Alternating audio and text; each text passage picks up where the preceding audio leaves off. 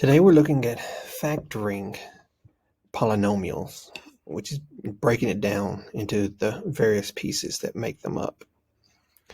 So let's see.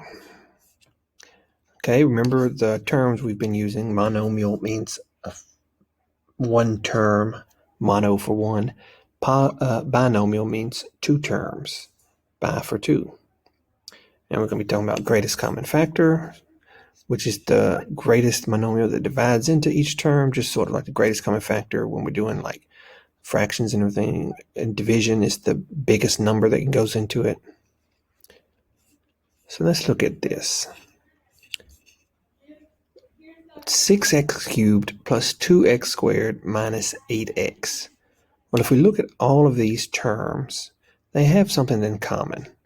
They can all be divided by 2. We pull that down. And they all can have an x term in them. So we can pull that down. And so the greatest common factor for this one is 2x. All right. We then, factor that out of this equation, divide each one of them by 2x, pull it out, and you'll see that you're left with 2x times 3x squared plus x minus 4. Let's see some more examples. 36y minus 24. Well, what number goes into both of these terms? Well, they're even, so we know 2 will. Let's see if there's anything bigger. 4 goes into both of them. 6. So let's try 6. 36y divided by 6 and 24 divided by 6. Well, 36y divided by 6 is going to be 6y, and 24 divided by 6 is going to be 8. Now right there I can see that both these numbers can go up a little bit because there is a bigger number than 6 that goes into it, since these still can be reduced. You pull out another 2 and you'll have 6 times 2 times 3y minus 4. Now we don't have anything that can go into both of them. Nothing goes into both 3 and 4, so we're left with now 12 as our greatest common factor times 3y minus 4. And we could have gotten there at the very beginning if we remembered that 12 went into both 36 and 24. Let's try B. 4x to the 5th power minus 6x to the 3rd power plus 10x squared. Well, what's the greatest common factor that goes into 4, 6, and 10? Well, it has to be smaller than 4 because 4 doesn't go into 6, so it's probably going to be 2. We'll pull that out. Let's see, a return has an x, so we need to pull out an x. A return has x squared inside of it. Remember, x cubed is x squared times 1. X to the 5th is x squared times x to the 3rd. So let's pull out x squared. And let's see what we're left with until we divide every term by 2x squared. Well, 4 divided by 2 is 2. X to the 5th divided by x squared is x cubed. 6 divided by 2 is 3. X cubed divided by x squared is x. And 10 divided by 2 is 5. X squared divided by x squared is 1. So we don't even have an x anymore. And there we go. There it is. The greatest common factor is 2x squared.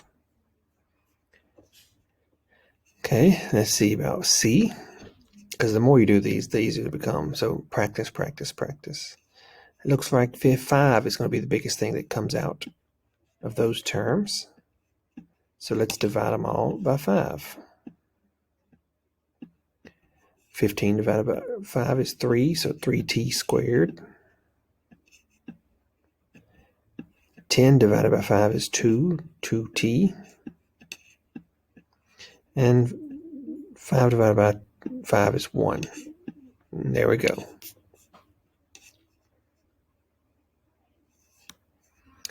And let's just see, greatest common factor, 21, 14, and 35. I would probably say 7.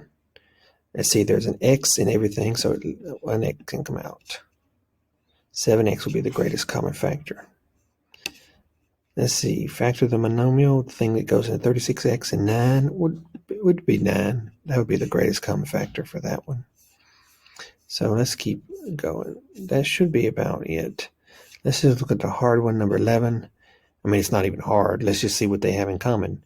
Every term could be divided by a common 4. So let's pull that out. Every term has at least one x in it, so that comes out. And every term has at least one y, so we'll pull that out. That is going to be the greatest common factor. And what would be left with, just to see? Well, if I divided the first one by 4xy, I would be left with xy. If I divided the second term by 4xy, I'd be left with 3y.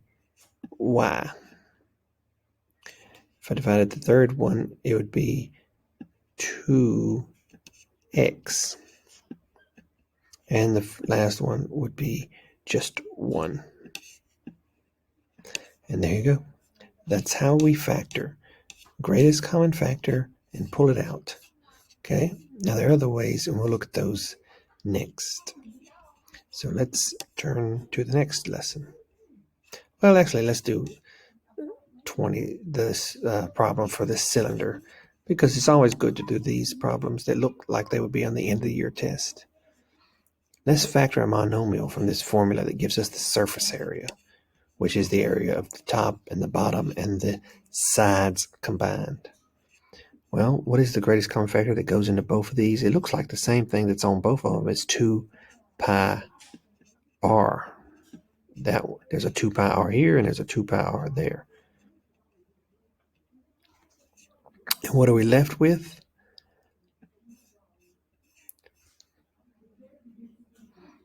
It looks like we're left with an r and an h, plus h.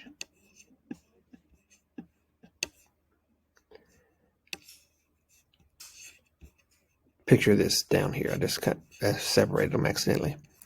Suppose the radius is y and the height is y plus 2. Rewrite the formula in this case. So we're going to replace the r with y and the h with y plus 2. And then we might need to simplify. So let's see. 2 pi y, and then that's y plus 2.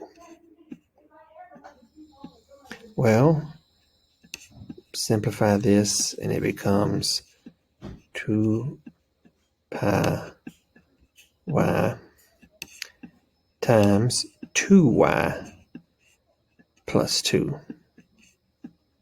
And I already see that we can simplify the expression. Now we can actually pull out another 2 because these both have 2 in them. So when we do that for number 14, factor it completely, it'll end up being 4 pi y, because the 2 will come out to join this other 2, and then y plus 2.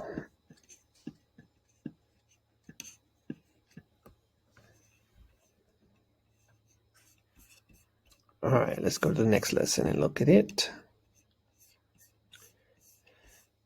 Let's skip. Let's look at this table. We're going to have a polynomial. We're going to have the 2 factors that make up the polynomial, and then we'll list the first term and the second term. All right, so we've done this in the previous lesson where we multiplied, so we can go backwards for sure. X minus 3 times x minus 3 is going to be x squared minus 3 times, 6x, and then 2 negatives make a positive, 9. So what's the first term of each factor? X. What's the second term of each factor? Minus 3. All right, x plus 4 times x 4, well, that's x squared. Let's see, you have 4x and then 4x, that's 8x. And 4 and 4 makes 16.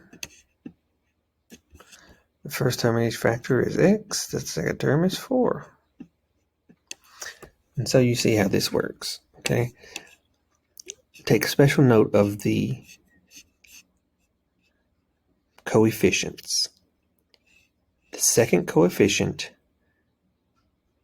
is 2 times the last factor, and the last coefficient is the square of the last factor. Negative 3 squared is 9. 2 times negative 3 is negative 6. Okay? So the last term is the square. The second term is 2 times the factor. Now this only works when these are the same on both factors. So basically perfect square trinomials are what they're going to be called.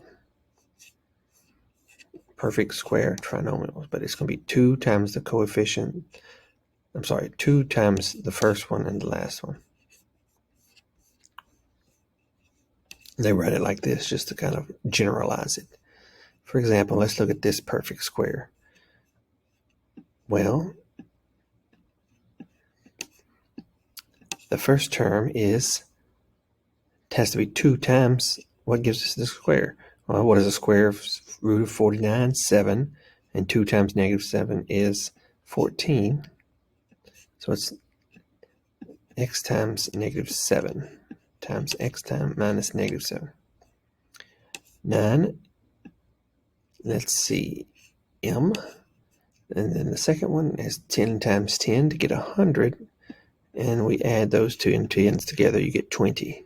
So 2 times 10, x, m. I'm sorry, not x. And we're going to write it like this, squared. Okay, see how that works?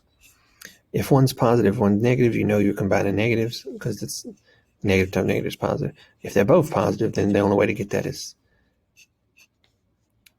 positives when you're dealing with perfect squares. There's another way when you're not dealing with perfect squares, but right now we're just talking about perfect squares.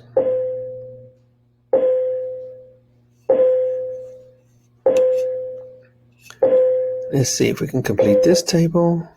This is opposites, okay?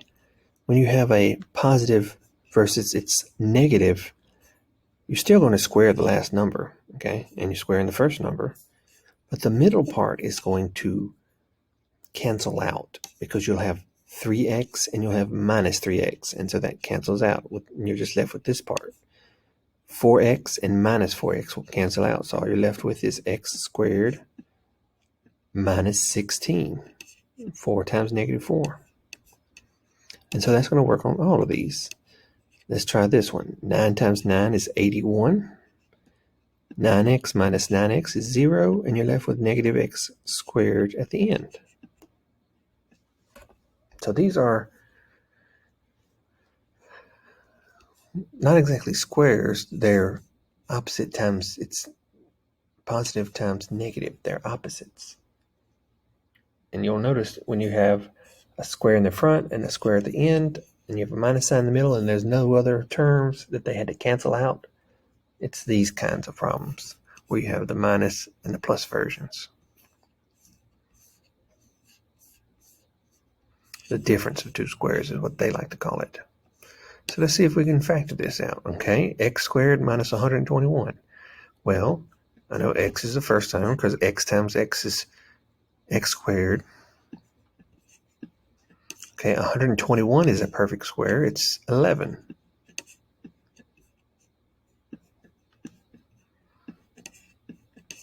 Well, how did we get rid of the middle term? Is by, they had to be the opposites to become 0. 11 minus 11. So I need one of these to be positive and one of them to be negative now. Okay, let's go down and see if we can get that again. Let's look at this one, 20. We need to break it down. If it can be a perfect square, is 2 a perfect squared? Yes. Is 121 perfect square? Yes. But will it get rid of our middle part? Well, let's see. 2x and 2x, those are our squares. plus 11 and minus 11. So let's see. 2x times 11 is 22x. Negative 11 times 2x is negative 22x, so that cancels out. And so 2x times 2x is 4x squared. Negative 11 times 11 is 121, negative 121. So there you go. It does work. Sometimes it won't, and those we cannot square like that. But these, some of these, it will. Like, let's see.